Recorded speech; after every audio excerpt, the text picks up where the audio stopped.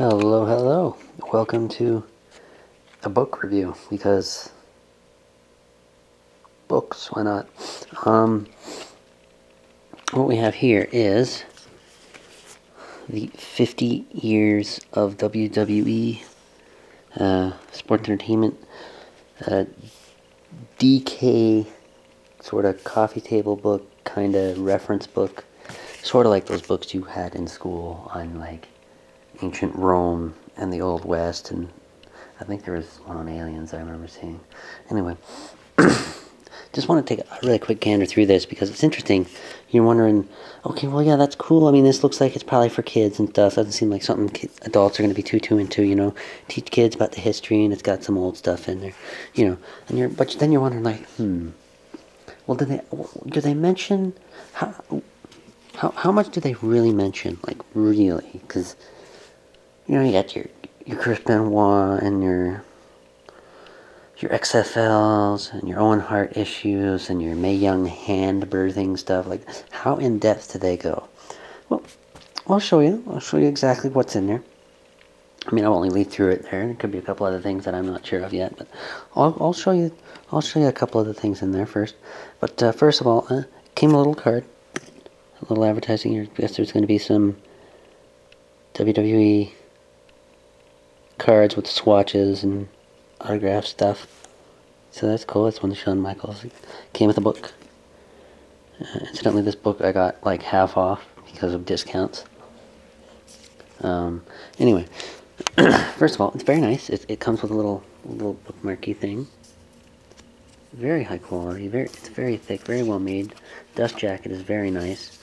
Inside, it's all pay-per-view posters, so that's cool. Little inset. 1963, I guess. Of course, they talk it up a little bit. You know, that's the inside there. And very nice. First of all, though, it came in a little baggie because people, you don't want stealing the people stealing the special limited trading card. It came with a little baggie, like a little saran wrap kind of thingy deal. And then this was on the back, but then actually on the back is that. This was on the back, kind of advertising the book. You know, it comes with this. Stone Cold has a quote, momentum was this, and then there were times when I wasn't too sure whether or not we were going to survive as we knew it. It's like, oh my god, I gotta read this. This is insane. As you can see, it's got, you know, back in the 80s, it's got the old school, goes through the Monday Night War. It has actually a little graph of the Monday Night War, which is really interesting. It's really neat. I mean, I've only looked through it so far, but there's a couple of things I noticed. A couple of things I looked through to see if they were in there. He has a nice little foreword where he thanks the fans. Very nice book. I mean, this is the kind of thing that I think I could get people to autograph if I ever see wrestlers. This might be what I take to get autographed. Anyway, yeah, I mean, it's cool. Cool stuff, little acknowledgments and whatnot. We would like to thank Kevin Sullivan. Special thanks to Kevin Sullivan. Interesting. It starts out with, in the very beginning, all the way back to Capitol Wrestling. Talks about, you know, that, you know, that's where WWE's now, I guess. Just kind of talks about how it was, it started out with Vince's great-great-grandfather, Jess, I think. Yeah, Roderick Jess. Or not great, was it grandfather, his grandfather, never mind. And, you know, just kind of how that all started and how he was a boxing promoter and then he got into wrestling and kind of stuff. And then I guess this was his big competition, Joseph Toots. Anyway, basically just says how Buddy Rogers was Jess's Hogan and how he had issues, health issues. So they brought in Bruno, and it goes on and talks about some other stuff, you know. Go buy it if you need to read it. Anyway, yeah, it has some cards. Talks about some stuff. Talks about who's who and what. It goes through all the old school. It's pretty thorough. Ooh, I didn't even notice this. Map the old territories. Right on. Is that Stu Hart? I think that might be Stu Hart. That's hilarious. Anyway. Yeah, that's Stu Hart. That's Stu fucking Hart. Okay. So yeah, you know, well yeah. Versus Turner, merchandise. Oh yeah, see some early merchandise, some t-shirts. And so, you know, basically just starts talking about how, you know, it's actually pretty good. It's actually pretty neutral, and it's not like, it's kind of weird in that it doesn't really talk too much about behind the scenes stuff. It doesn't talk about how, you know, oh, this guy didn't want to do the job, until it, you know, it does the screw job. We'll get there. The screw job's in here. But basically, you know, it doesn't really talk too much of the backstagey insider stuff that I've noticed. But let's just go through here. Let's go through here. It doesn't badmouth anybody really, but WrestleMania 7. Ah, my knees. Okay. Where is it? Yeah, WrestleMania 3. So it goes through some of the WrestleManias. New generation. Talks about the steroid issues. Yeah. Vince McMahon, WCW goes through all this. Bret Hart. But, moving right along.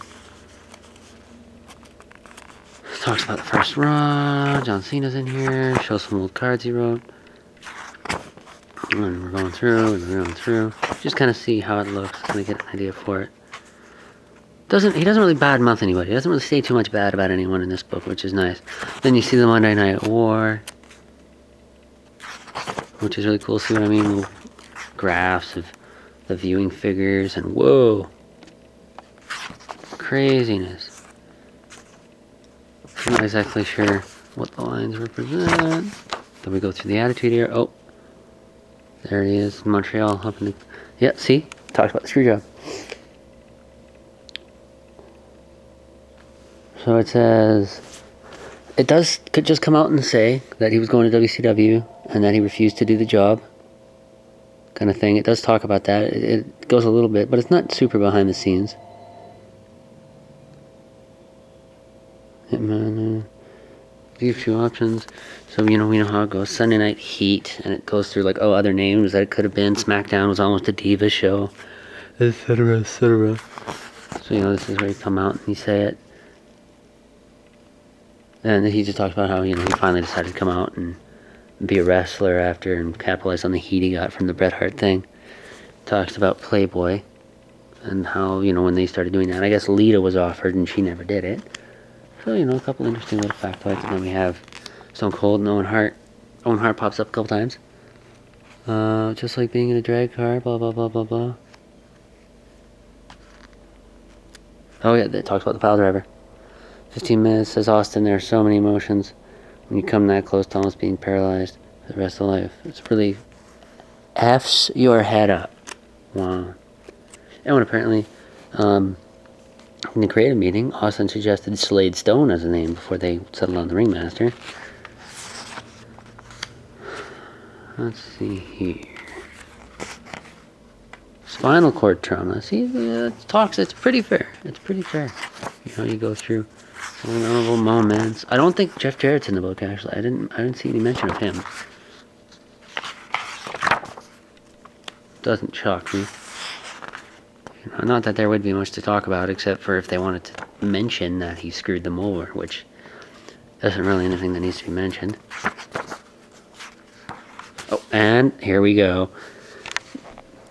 Mae Young hand birth in all its glory. I had no clue why Mae gave birth to a hand. I even asked Vince, why a hand? And he said, it's a hand, and laughed hysterically. I was still confused. He didn't even answer the question. So, Vince just thought it was funny, I guess, guys. I don't know. Oh, and then right after Mae Young gives birth to a hand, oh, we're going public. We're a big New York Stock Exchange company, blah, blah, blah. Talk about the King of the Ring. Talk about, oh, Brock Lesnar. Talk about this, talk about that. Prior to producing the pilot episode, yep, see? Ring skirts, femme fatale, female fury, leather and lace, titans and lace, glam slam, etc., etc. Talks about this, talks about that. It does say Chris Benoit's name and everything in here. Not a huge, you'll see, yeah, right here. Talks about the Goldberg, Lesnar and stuff, and then doesn't really mention much. Chris Benoit defeated Triple H and Shawn Michaels. does say that, and okay, yeah, sometimes it does have, and then sorry, there's some issues going on.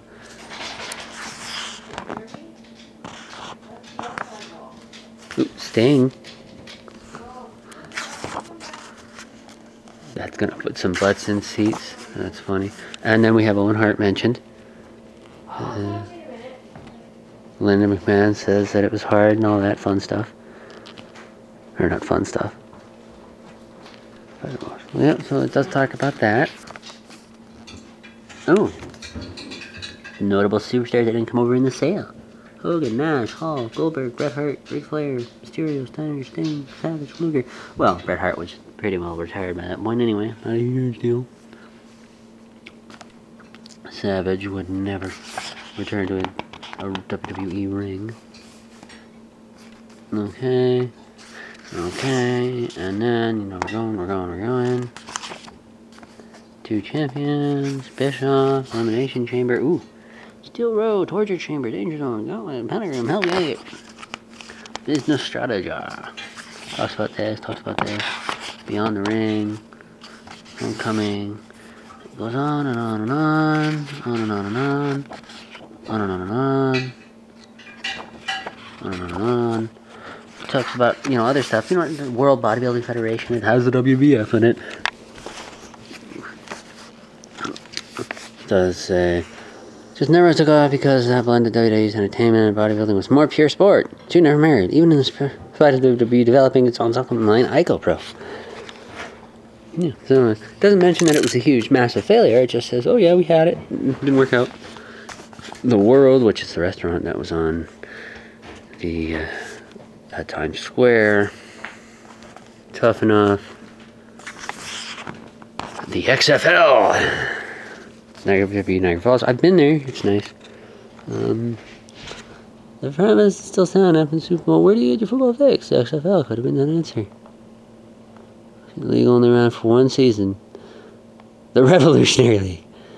The Tommy Maddox led Los Angeles Extreme defeated the San Francisco Demons 38-6 to claim the $1 million prize. In addition to Maddox, several $1 million prize. Wow. XFL players went on to enjoy NFL success, including Rod, He Hate Me, Smart, Yo Murphy, and Isaac Davis. Oh my god, it sucked. Initially garnered strong ratings, XFL quickly fell apart.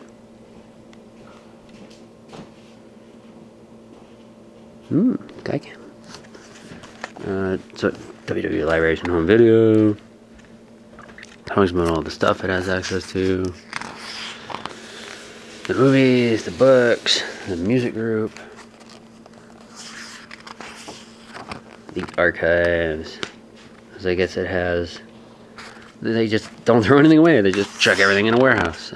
I think they're trying to set up a physical Hall of Fame at some point. I read somewhere. Which I would actually go to, yeah. But then... 20... You're like, geez, that's weird. It seems like WrestleMania got skipped. What's going on here? A certain couple of WrestleManias got skipped, and you're like, what? I don't understand what's going on. I don't ever know. Just, yeah. Last night I was like, I don't see WrestleMania 20, and I had to go back and find it. That's what I thought. They just flat out didn't include WrestleMania 20.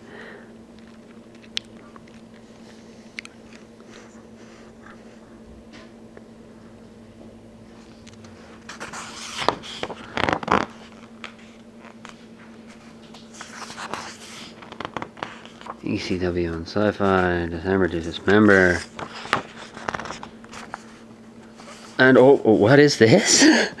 Chris Benoit's in the book. Yes, he is. Chris Benoit failed to appear at Night of Champions at Will County Sheriff's Office. And they check, and it even says, tragic double homicide suicide scene. Yeah, there we go. He's in there. That is literally all that he's mentioned. And then talks about the headquarters. Has some pictures. Talks about how partnerships and how it's against bullying. And socialist, he's Darren Young because he's gay. blah, blah, blah, blah, blah. We're awesome, we're awesome, we're awesome. We're so cool, we're awesome, we're amazing, we're cool. Performance Center, and an interesting little book. Neat stuff. And I'd say it's worth the purchase.